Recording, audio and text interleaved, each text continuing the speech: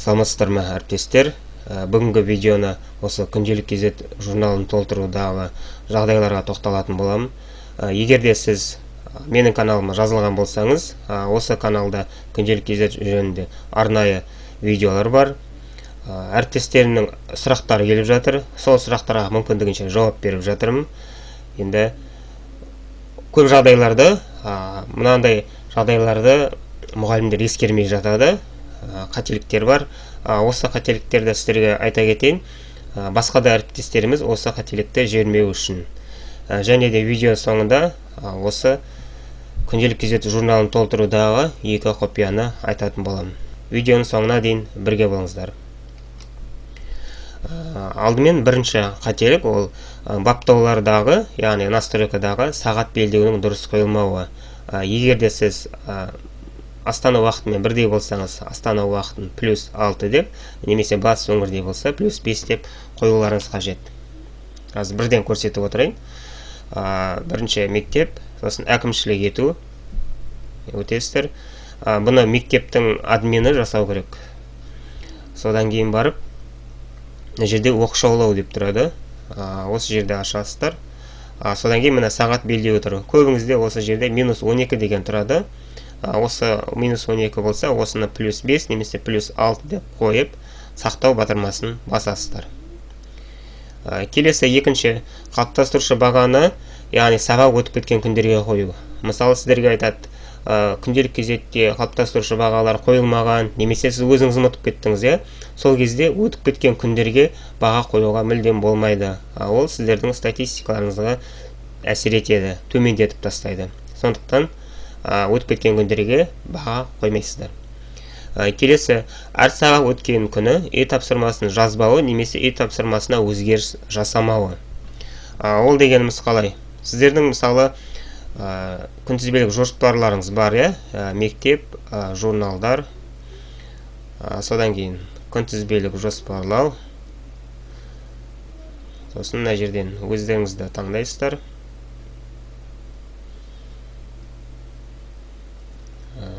Бәрінде таңдайсыздар, қарау деп басасыздар.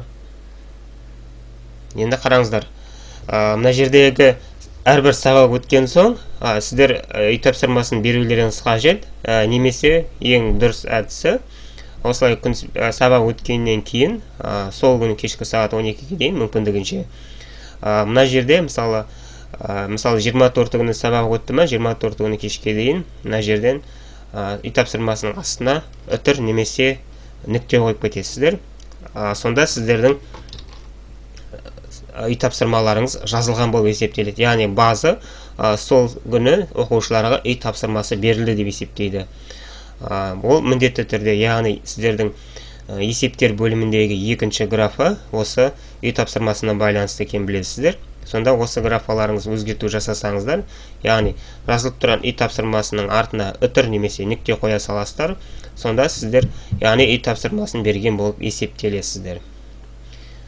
Келесі, әкімшіліктің мұғалімдерден журнал толтыруды жыл бойынан немесе 90-ға 100% жаса деп міндеттеуі. Ескерте кетейін, араларыңызда әкімшілік саласында адамдар осы видеоны қарап отырса, мұғалімдерден жыл бойына, яғни есептер бөлімі бар, сол жерден жыл бойына 100% жаса деген ол қате пікір.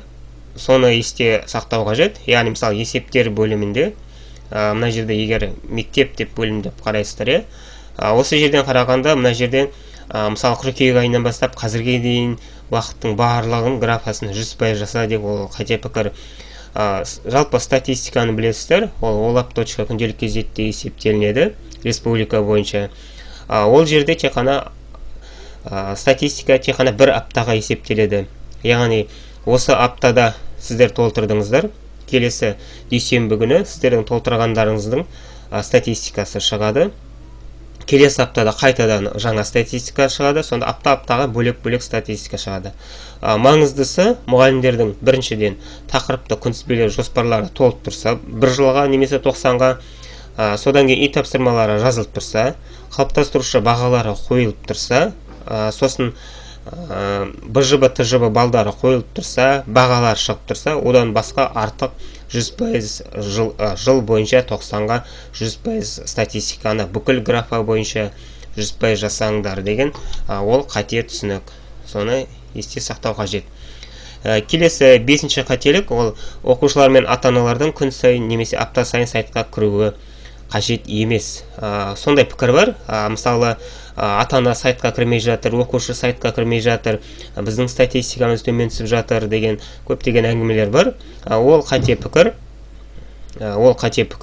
Яғни осы күнделік кезекке бір ғана рет оқушы немесе ата-ана кірген болса, яғни авторизация жасалған болса, сол жеткілікті.